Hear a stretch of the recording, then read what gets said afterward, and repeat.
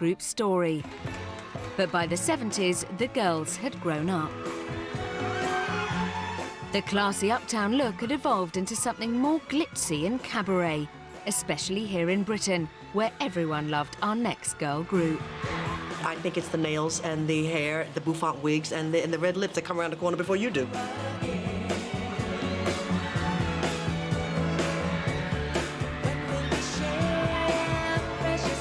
But even their biggest fan, Prince Charles, didn't know what was really happening behind the gowns and lip gloss.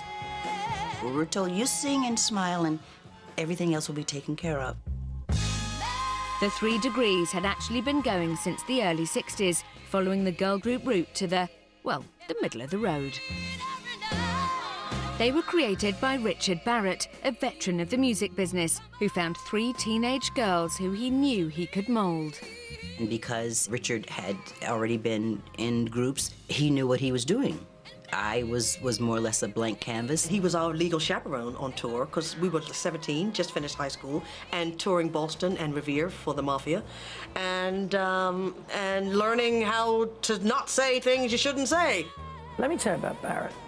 Richard Barrett was a studier. He saw what Berry Gordy did. When Berry's groups would go out, they were tutored, they were shampooed, they were choreographed, they were chaperoned.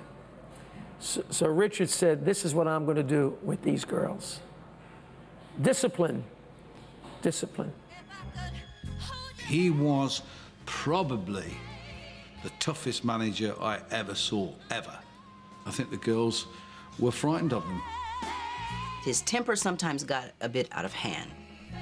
We were always constantly made to think that you could always be better.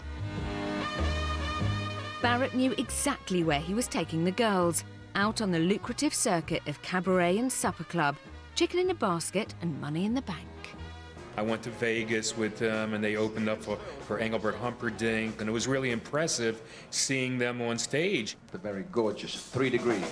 I loved you, I said. The grooming we had, the working in Vegas, opening for acts like Engelbert Humperdinck or Frank Sinatra or people like that, that was a learning ground that you just cannot buy. Stevens feel a little bit Polished. They not only did their hits, but they came out with show tunes. It's like the Supremes in Vegas. When they came out, it was pizzazz. In the audience one night were Gamble and Huff, producers behind the Philadelphia sound, like Motown but more spangly. One day they happened to see the 3 Degrees in cabaret. They came out with the top hats and the canes and the routines. It wasn't really that big on records yet, but they worked. So it was an opportunity for Gamble and Huff to come up with a great song and a great album for them. Ooh, ha, precious moments. When will I see you again?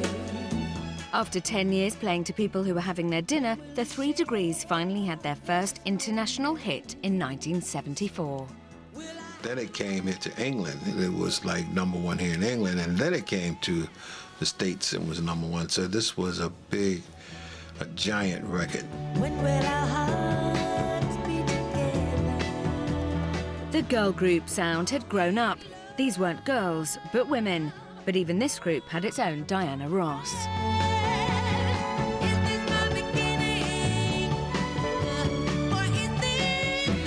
The 3 Degrees as a group were brilliant, but Sheila, she had everything. Bop, bop, bop, voice to die for. All of a sudden, the English men are being introduced to black women of a different caliber.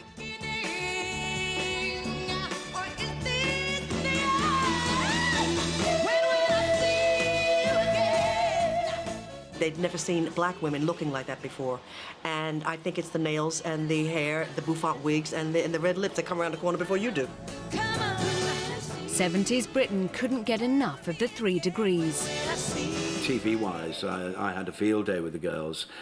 They were very professional, very, very slick. Welcome back to the 3 Degrees. The 3 Degrees! The 3 Degrees. The 3 Degrees. The fantastic 3 Degrees! At that time, Saturday night TV could command an audience of 23, 24 million.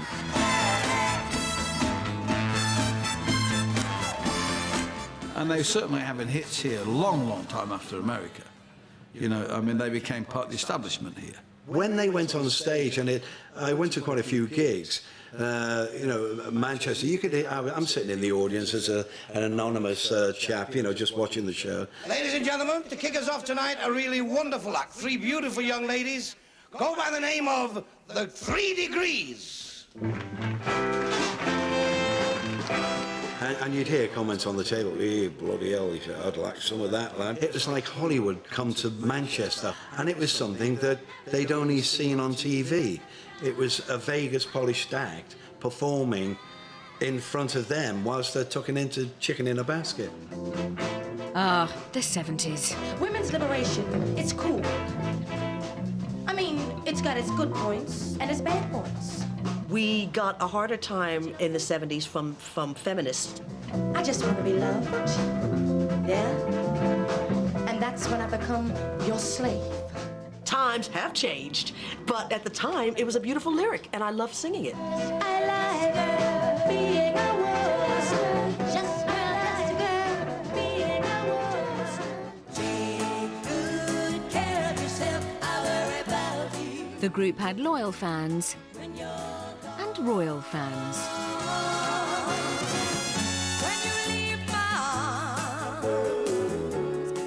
Buckingham Palace let it be known that the band were official favourites of Britain's most eligible bachelor. Good times we had, and when we kissed goodnight. Prince Charles's favourite group was a coup for the girls.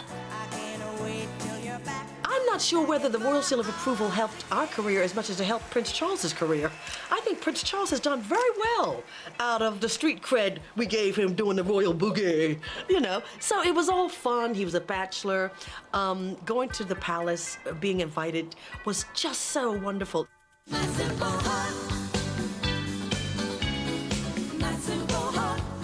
But behind the scenes, manager Richard Barrett was still running the show.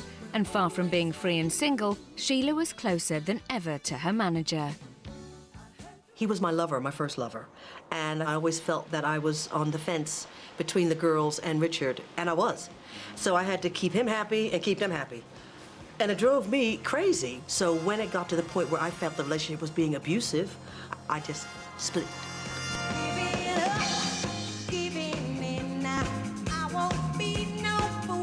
Forced to choose between her man and her band, Sheila sided with the girls. They sacked Barrett in 1981 and for the first time since they started out, had to look after themselves. Once we lost Richard Barrett, it was like, okay, now whatever you didn't know, you're going to have to learn. And we did have to learn it quite quickly. Sheila was now married with kids and settled in England full-time, but she was finding it hard to keep the group together. I couldn't handle the pressure anymore. I was married, I had a husband, I had children to raise. They were clinging to the nanny instead of me, and I'm paying all the bills. I'm saying, wait a minute, something's wrong with this picture. I need to get off the treadmill.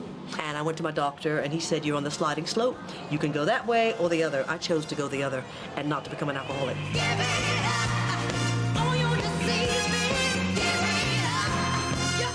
Clearly, that was a sign that I needed to leave the group. It was time.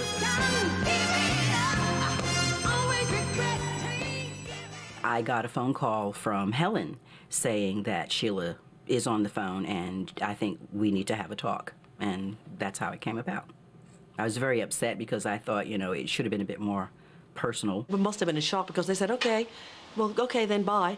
Believe me, trying to find somebody to replace her was absolutely a nightmare. It's the same old story. You care, you don't love me. But they did replace her, and Valerie Holliday's version of the 3 Degrees is still going, back on the cabaret circuit.